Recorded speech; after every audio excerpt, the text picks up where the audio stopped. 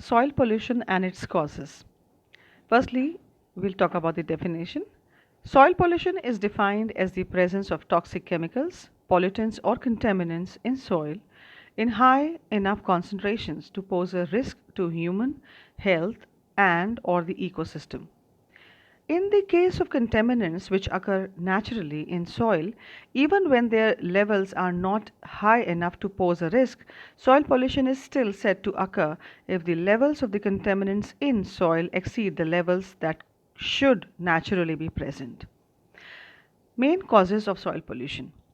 All soils, whether polluted or unpolluted, contains a variety of compounds, that is contaminants, which are naturally present. Such contaminants include metals, inorganic ions, and salts.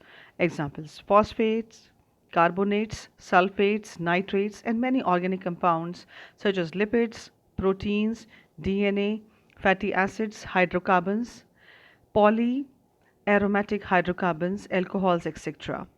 These compounds are mainly formed through soil microbial activity and decomposition of organisms, example plants and animals. Additionally, various compounds get into the soil from the atmosphere, for instance, with precipitation, water, as well as by wind activity or other type of soil disturbances, and from surface water bodies and shallow groundwater flowing through the soil. When the amounts of soil contaminants exceed natural levels, what is naturally present in various soils, pollution is generated. There are two main causes which uh, results into the soil pollution. First, the natural causes, and second is the anthropogenic, that is the man-made causes. The waste produced from nature itself, such as dead plants, carcasses of animals, and rotten fruits and vegetables, only adds to the fertility of the soil. However, our waste products are full of chemicals that are not originally found in nature and lead to soil pollution. So, the main reason why the soil becomes contaminated is due to the presence of man made waste. Types of soil pollutants. Soil pollution consists of pollutants and contaminants. The main pollutants of the soil are biological agents and some of the human activities. Soil contaminants are all products of soil pollutants that contaminate the soil. Human activities that pollute the soil range from agricultural practices that infest the crops with pesticide chemicals to urban or industrial wastes or radioactive emissions that contaminate the soil with various toxic substances. Now, let us talk about the biological agents. They work inside the soil to introduce manures and digested sludge coming from human, bird, and animal excreta into the soil. Agricultural practices. The soil of the crops is polluted to a large extent with pesticides, fertilizers, herbicides, slurry, debris, and manure. Radioactive pollutants.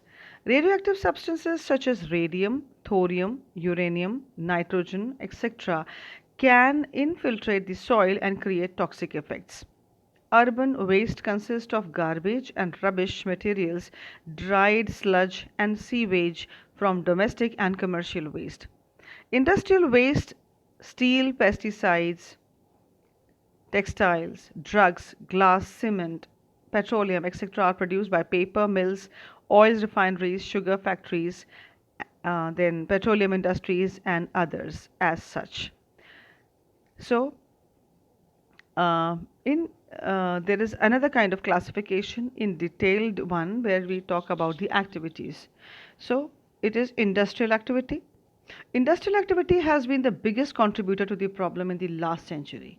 Especially since the amount of mining and manufacturing has increased, most industries are dependent on extracting minerals from the earth. Whether it is iron ore or coal, the byproducts are contaminated and they are not disposed of in a manner that can be considered safe. As a result, the industrial waste lingers in the soil surface for a long time and makes it unsuitable for use. Agricultural activities. Chemical utilization has gone up tremendously since technology provided us with modern pesticides and fertilizers.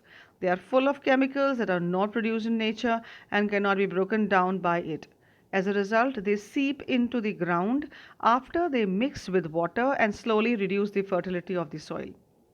Other chemicals damage the composition of the soil and make it easier to erode by water and air.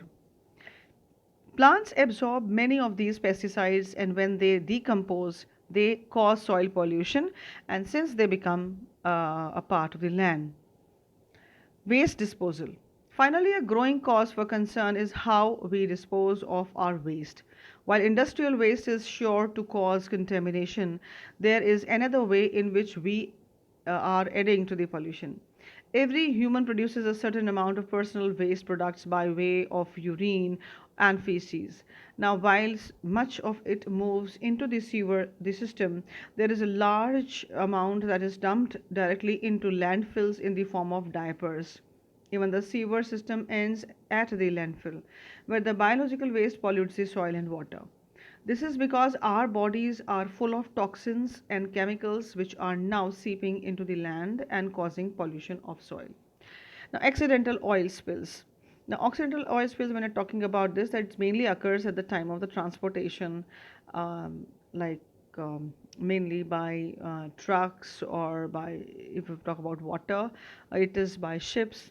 And oil leaks may occur. It can happen during storage and transport of these chemicals. Now, this can be seen at the most of fuel stations. The chemicals present in the fuel deteriorate the quality of soil and make them unsuitable for cultivation. These chemicals can enter into the groundwater through soil and make the water undrinkable. Then acid rain. We know that acid rain is caused due to the pollutants present in the air, and now when they add up with the water coming down the rain, it is caused when pollutants present in the air, it mix up with the rain and fall back on the ground. So the polluted water could dissolve away some of the important nutrients found in soil and change the structure of the soil. So here we have seen that what is actually the soil pollution. It is mainly the pollutants and the contaminants which are making it unsuitable. Then the general reasons we have studied, and the next we will be talking about the examples of the soil contaminants.